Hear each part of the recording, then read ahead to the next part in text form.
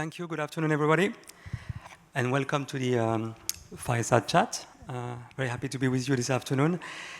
It is warm and hot in this room. I don't know if you feel it, but at least that's my first feedback to the people organizing the event. Well organized. We probably need a bit more AC for all of us, but it's due to the weather. Listen, we're doing a Fireside chat, and I was thinking it's also close to Roland Garros, so I have two certainties on the Fireside chat. One, it's not going to last as long as the final that we had a few weeks ago between Alcaraz and Sinner. So we were given 30 minutes with Christian. And two, he will win. So I just wanted to start with that. Okay, so he will be the winner of that. But very pleased to welcome Christian to the event today. Thank you very much for joining us. Thank you, Khalid, and thanks to everyone at Natixis. We will be spending 30 minutes together, and we wanted to do this in the form of a conversation with Christian. Before we go into the topics, I wanted to give you a bit of introduction on Christian Stracke and what he's doing at PIMCO. Obviously, you all know PIMCO, and if you're not, it's very easy. It's a fixed income and more than 2 trillion of assets under management. That sets the scene on what they're doing as an investor. They've been very active in the private credit space as well. But Christian is the president at PIMCO, in charge of the international operations, based in London. He's also global head of credit research. He also is a senior portfolio manager focused on the alternative credit and on the private strategies platform, so very relevant to our topic today. And he also sits in various committees and on the executive committee of PIMCO. So I'm sure I could have spent more time describing your stint at PIMCO, but we'll stop it there. And we'll try and make sure that today we hear from you on what you're actually doing at PIMCO, how you see things in this private credit space, the opportunity. We heard about the panel before, about the new landscape. It's all about reallocation and where we're heading on that side. So to set the scene, what I wanted to do and talk about more PIMCO, maybe get a feel from you on private credit at PIMCO. We heard BlackRock, PGIM, AXA earlier. If you could maybe shed some light on what is private credit at PIMCO, how did it change over the years, and how do you see, how is it organized at PIMCO? Yeah, thanks, Khalid, and again, thanks everyone. And Natixis is an exciting event, so thanks for the invitation. It's a good question. I mean, if you really think about what private credit is in the context of a manager like PIMCO, and it wouldn't just be PIMCO, it's really two things. One is it's a solution for borrowers who we serve, and second is it's a solution for clients who we serve. On the one hand, PIMCO, the largest active manager of fixed income, although there are other large managers of active fixed income, needs to be able to serve our borrowers. And if you think about it, across the thousands of borrowers that we have, whether they are corporate borrowers or originators of whole loans across residential or consumer or other areas, or even sovereigns, you need to be able to be flexible with those borrowers as and when they have needs away from the public markets. Certainly the vast majority of assets under management at PIMCO are in public markets, and we can provide those solutions. But you see increasingly a number of borrowers looking for solutions in the private market, including even, and I think the panelists earlier said it quite well, including even some of the large issuers who can readily access the public markets, IG, high yield public markets, but for a variety of reasons, timeliness, wanting to limit the size of the borrower group, wanting to find a special part of the capital structure that they can finance, they're looking for a private solution. So that, to stay relevant as a large active fixed income manager in the credit space, you have to be able to be large and relevant in private credit as well. But then turning also then to client needs, what we've seen over the last many years is clients coming still to an understanding and a realization of the importance of the illiquidity risk factor as one of the portfolio risk factors in the portfolio. Equity risk factor, duration risk factor, theta, et cetera. But the illiquidity risk factor had been an underappreciated risk factor, but it is a ultimately economically uncorrelated, although it can be correlated somewhat in some cycles. But it is an uncorrelated risk factor that provides diversification in portfolios. Historically, most of that illiquidity risk factor has been harvested in the private equity space.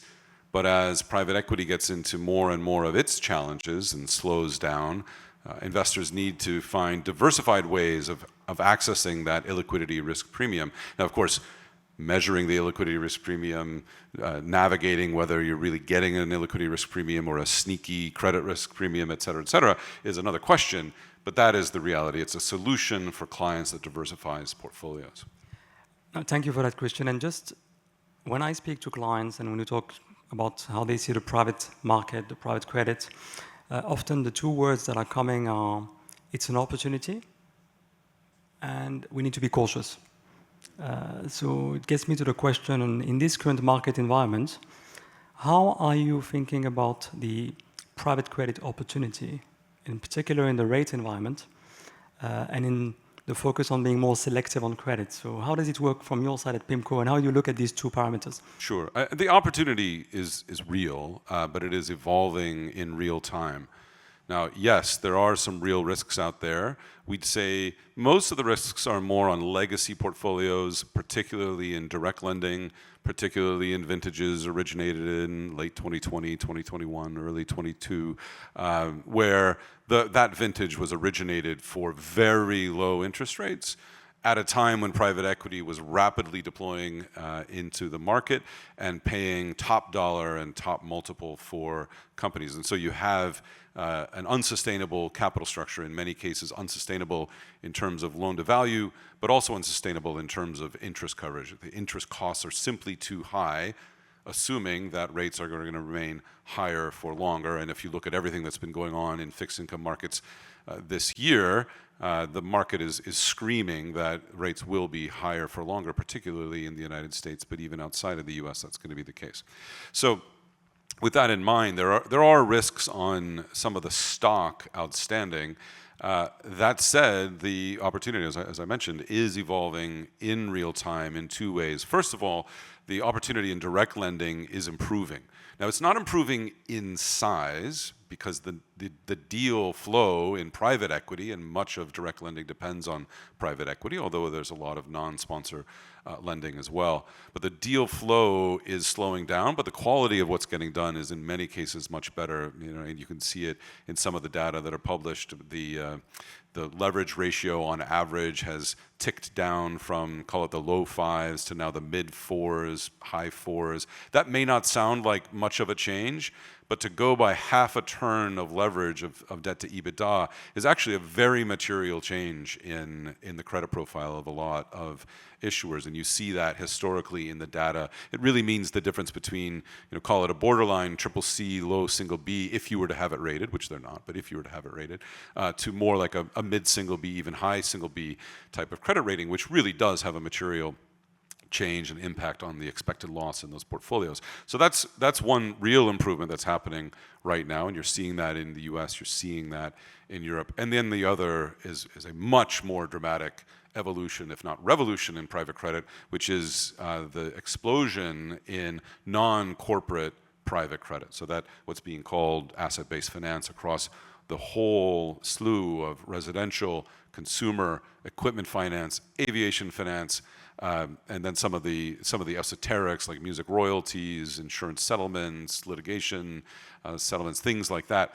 And also the evolution and revolution that's happening as this expands into Europe. And that's really the story of 2024, 2025, 2026 is the acceleration of the expansion of asset-based finance in Europe following what had been happening in the US. So on balance, yeah, there are risks out there, but on balance, we would say there's much more opportunity in this space, although keeping a close eye on the cyclical and rate environment sensitivities of many of the stock, and also always paying attention to that in some of the new origination. And I was going to ask you, I think the last word you used was origination. So clearly one of the challenge for it is really crowded. We've seen a lot of announcements. Many people are throwing out big numbers on that side. to us, to the market. Can you walk us through, from a PIMCO perspective, when you think about sourcing assets, origination of assets, how are you organized? What do you expect from your banking partners or from the market and other people you team up with when it relates to the origination and the sourcing of assets, and how does it work from your side at PIMCO? Yeah, no, thanks. That's right. There are some big numbers out there. It's a benefit of not being a listed company is that you don't have to throw out big numbers for shareholders. But seriously, at PIMCO, and it's there's no one right model here. But I'd say let's just speak to what we've done at PIMCO. At PIMCO, we've very deliberately chosen to take a hybrid approach with respect to origination. So to gain an access and maintain access to scale in some parts of the market, it's been our view that we don't want to have captive originators, but instead we want to have a whole array of bank and non-bank originator partners with whom we can take assets and originate opportunities for portfolios. So residential would be the best example of that, where PIMCO does not own a mortgage originator. PIMCO works with dozens of mortgage originators, including many in Europe, where we buy new origination and also vintage portfolios from those counterparties. And that way, we're not seen as a direct competitor of all of those counterparties. And what we offer to those originators, and this is in residential, it's also in consumer, it's also in equipment finance and others, what we offer to those originators is the assurance that we are there with our capital. And so what we do is it takes a long time to onboard an originator onto our platform. There's a whole a number of things that we need to do to underwrite that originator, their systems and processes, their compliance and regulatory environment, their technical and technology infrastructure, how they service, how they special service, all of those things need to get underwritten before we onboard an originator. But once you're on the platform, you've gone through the proctological exam, as we'd say, and then you are on the platform. And then you have ready and steady access to capital from the PIMCO ecosystem. Now, it won't always be at the same price, it won't always be at the same quantity, but what we try to do is to set up a running partnership with these platforms that are onboarded onto our platform, where one way or the other we are more or less continuously buying loans from them, whether they're residential, whether they're consumer, et cetera. Now, that can be very powerful for those counterparties because they know that when times get tough and it's difficult for them to access public markets, equity markets, and other counterparties, you've got large partners like PIMCO, and we're not the only one on the platforms with these, who are there regularly buying, potentially at a higher price, potentially at a lower loan to value or a higher FICO score, et cetera, but a steady partner. So that would be on the vast majority of what we do in residential. Consumer is very similar to that. We have partners, but we do have a couple of examples of where we have decided to build our own platforms. Aviation finance is the best example there, where it's, in our view, it doesn't make sense to work with multiple different partners. Better to have one platform where you have one offering out into the market where you can build that at size.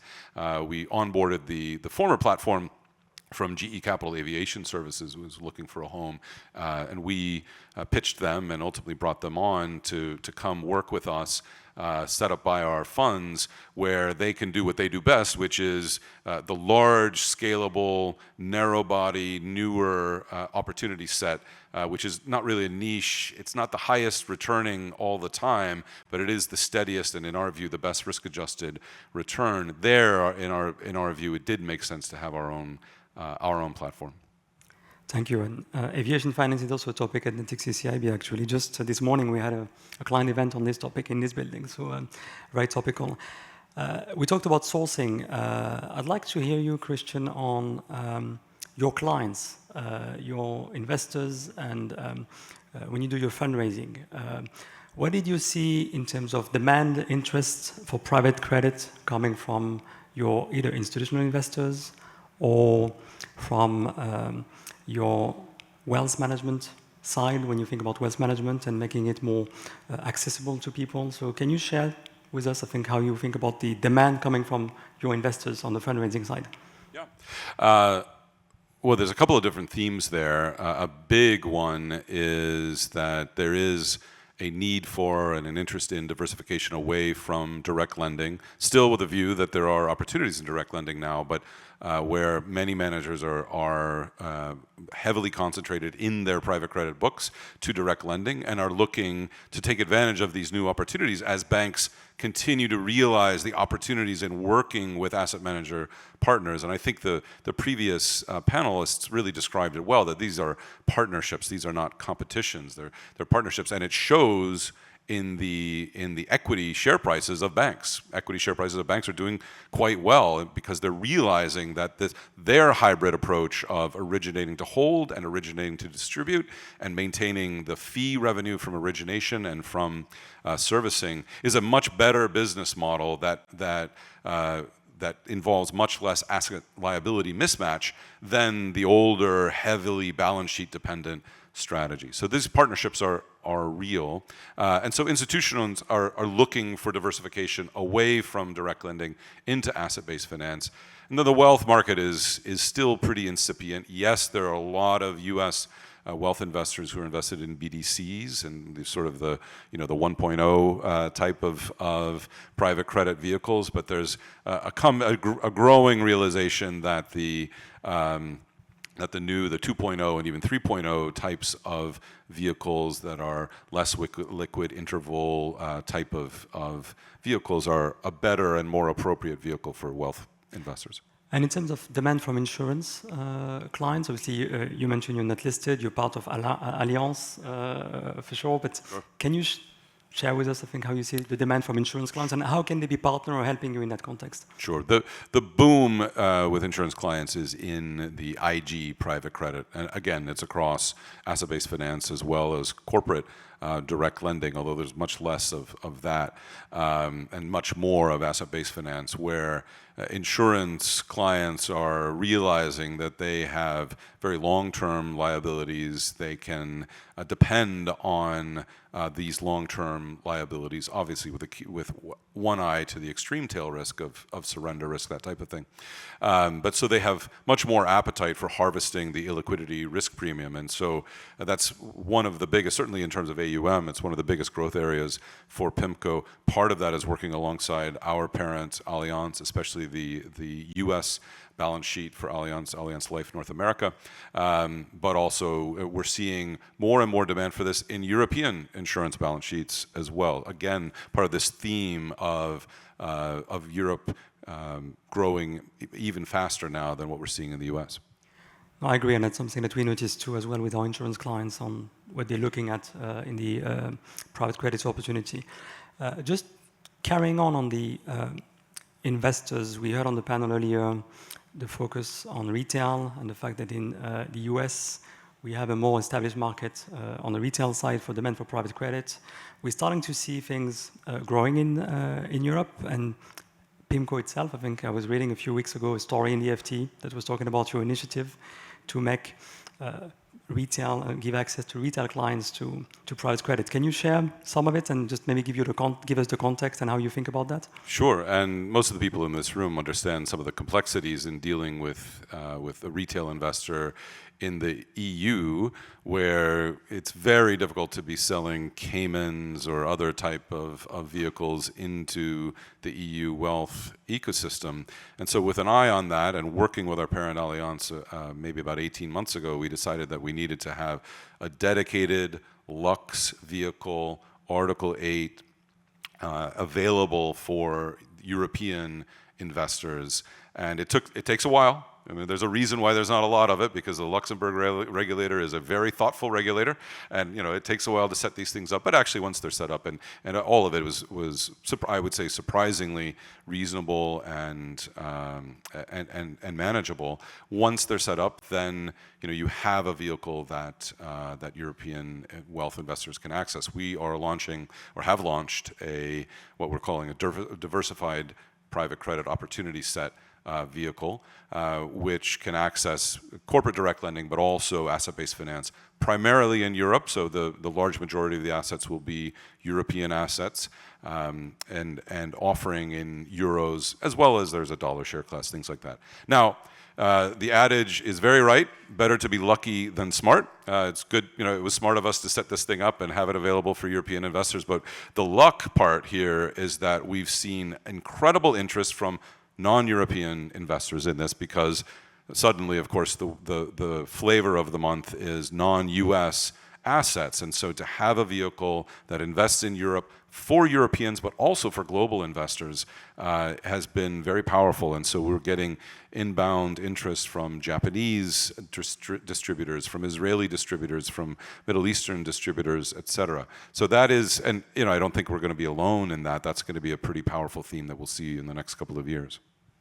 Oh, thank you. It's interesting, and I remember reading some of the press coverage around that time, and it's clearly an opportunity for many of us in Europe if we want to make private credit more accessible to invest on that. And I take your point on Luxembourg and Europe being Europe. So that's, I think, the cost of doing business in Europe. So, but I do think that we are on our side very optimistic on the potential and the ability to make this accessible to clients, high net worth individuals. So we need to be careful with retail. I think it's probably more private banking and retail, but there's a lot of growth to expect on that side.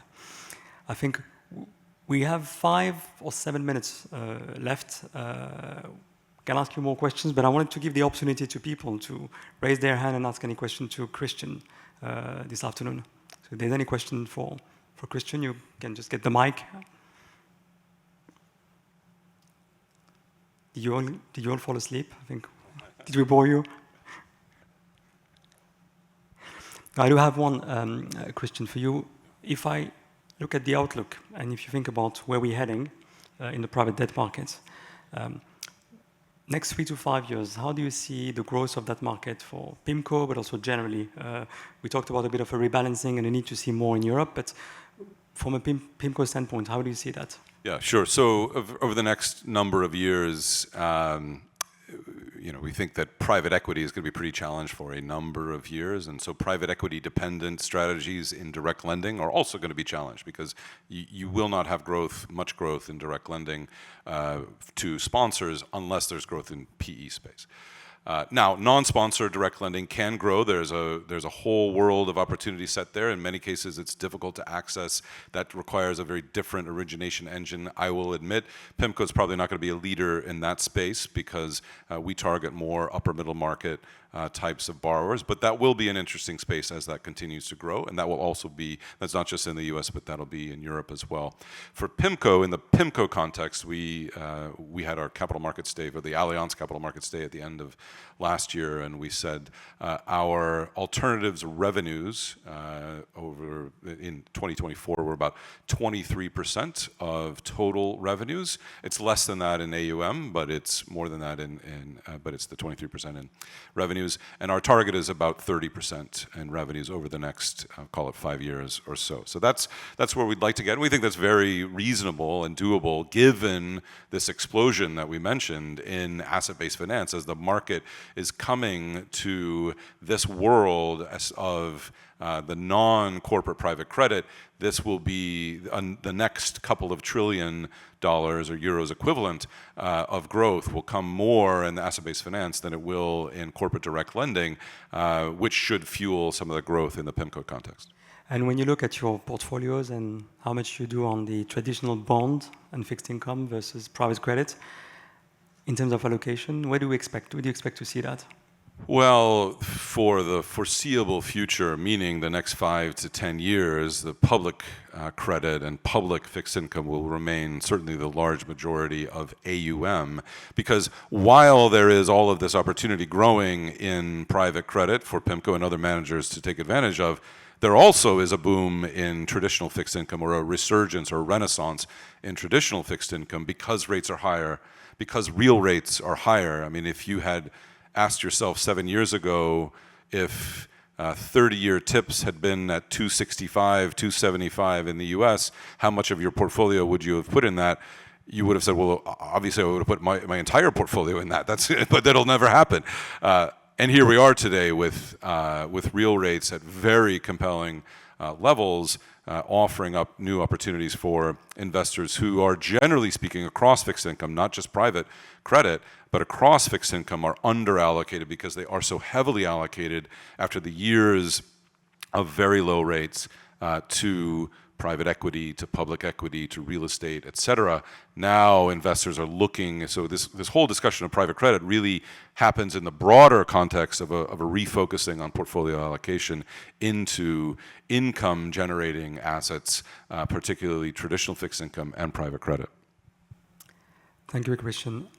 I think we're running out of time, but I can take one more question. Yeah. Maybe one question from the buyer base.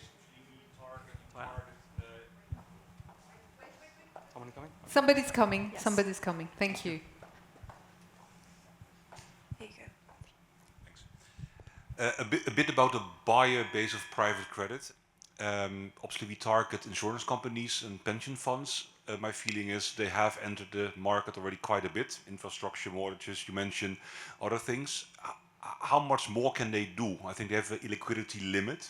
So is there more room in balance sheet, you think? Or does the growth need to come from indeed the retail market and the private banks? Is that what we expect? What?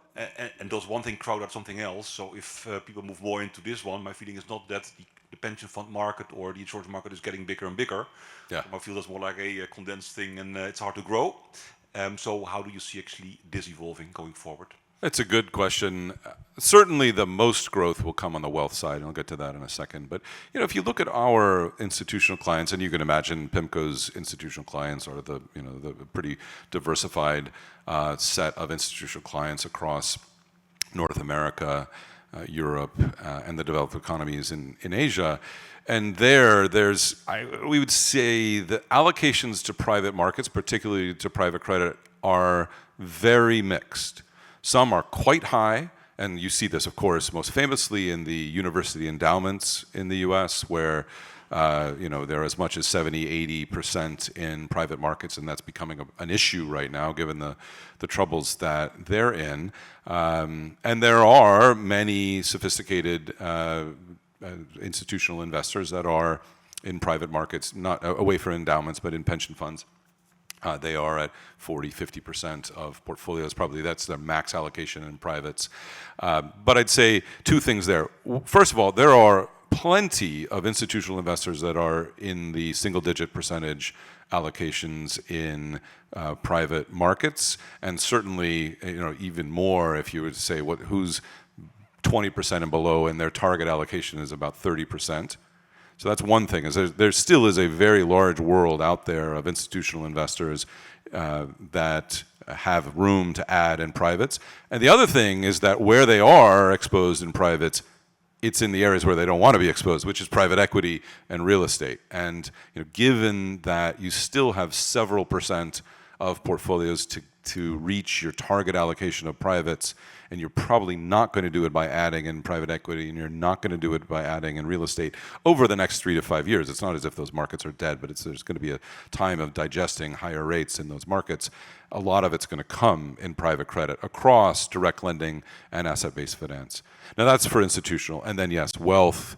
Many of our very large private bank networks, and I would imagine BPCE is very similar. They see their clients in the single-digit, even low single-digit allocations to all privates, because it's taken a long time for there to be vehicles that retail and wealth investors can access. Now, it's not going to be 50%, nor should it be 50% allocation to privates in these wealth portfolios, but something meaningfully higher than the, call it 5, 6, 7% that we see in a lot of wealth portfolios will be the target allocation, and leaves a lot of room for growth for the industry. Christian, we are running out of time. I just wanted to, on behalf of Natixis CIB, thank you for joining us today in Paris for this private debt forum. You came especially for this event from London, so thank you very much for that, and very clear, and for sharing with the audience today. So thank you. Thanks, Khalid. Thank you all for the attention.